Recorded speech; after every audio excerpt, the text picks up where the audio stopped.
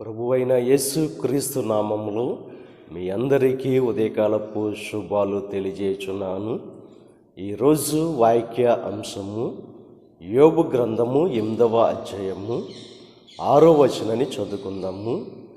నీవు పవిత్రుడవై యథార్థవంతుడైన ఎడల నిశ్చయముగా ఆయన నీ యందు శ్రద్ధ నిలిపి నీ నీతికి తగినట్టుగా నీ నివాస స్థలమును వర్ధిల్లజేయును. ఎవరైతే పవిత్రమైన స్థితిలో ఉంటూ యథార్థంగా ఉంటారో వారి ఎడల దేవుడు శ్రద్ధ నిలిపి వారి నీతికి తగినట్టుగా వారి నివాస స్థలమును వర్ధిల్ల చేయనని చెప్పి ఈరోజు దేవుడు గొప్ప వాగ్దానాన్ని కలుగు చేస్తున్నారు.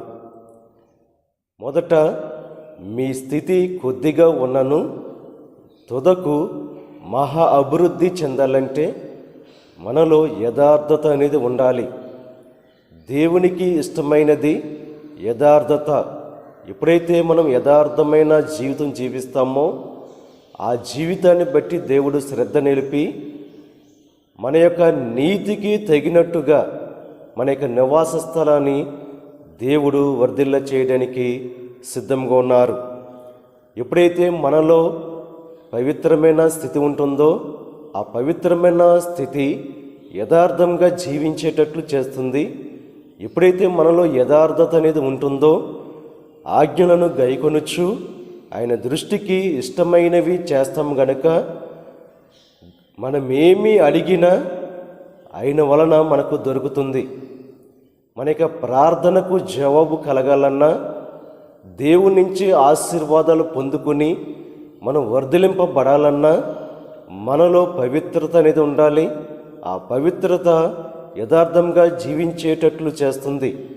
ఈ ఉదయకాల సమయంలో మీలో ఉన్న ఆ భక్తిహీనమైన స్వభావాన్ని తీసివేసుకుని దేవునికి ఇష్టలుగా ఉండాలంటే పవిత్రమైన జీవితం జీవిస్తూ యథార్థవంతుడిగా ఉంటూ దేవుని నుంచి ఆశీర్వాదాలు పొందుకుని వర్ధిలింపబడవలసిందిగా ప్రభు పేరట మిమ్మల్ని కోరుచున్నాను. దేవుడు ఆ రీతిగా మిమ్మల్ని వర్ధిలింప చేయునుగాక. ఆమేన్. ప్రార్థన చేసుకుందాం. పరిశుద్ధుడ, మహోన్నతుడ, సర్వశక్తిమంతుడ యేసయ్య, ఈ ఉదయకాల సమయంలో దేవాన్ని గురించిన వాక్యాన్ని బట్టి నీ నామానికి వందనాలు దేవా. మేము ఎప్పుడైతే పవిత్రమైన స్థితిలో ఉంటాం దేవా, ఆ పవిత్రమైన స్థితి యథార్థంగా జీవించేటట్లు చేస్తుంది. నీవు మా ఎడల శ్రద్ధ నిలిపి దేవా, మా నీతికి తగినట్లుగా దేవా, మా యొక్క నివాస స్థలము దేవా, మా యొక్క జీవితాన్ని దేవా వర్ధిలింప చేస్తావు కనుక దేవా, మేము ఈ యొక్క ఉదయకాల సమయంలో ప్రతి ఒక్క బిడ్డ కూడా దేవా పవిత్రంగా జీవించాలని ఒక నిర్ణయం తీసుకుని నీకు ఇష్టలుగా ఉంటూ నీ నుంచి దీవెనలు ఆశీర్వాదాలు పొందుకునే గొప్ప భాగ్యాన్ని కలుగు చేయండి. ఈ ప్రార్థనలో ఏకీపిస్తున్న ప్రతి బిడ్డను దీవించి వర్ధిలింప చేయండి. ఈరోజు చేయుచున్న ప్రతి పనిలో నీకు సహాయం అనుగ్రహించి ఇక దిన ఆశీర్వాదాలు ప్రతి ఒక్క బిడ్డ మీద మెండు కృమరం చేయమని మా ప్రభువైన యేసు పేరిట కొంచున్నాం తండ్రి. ఆమేన్.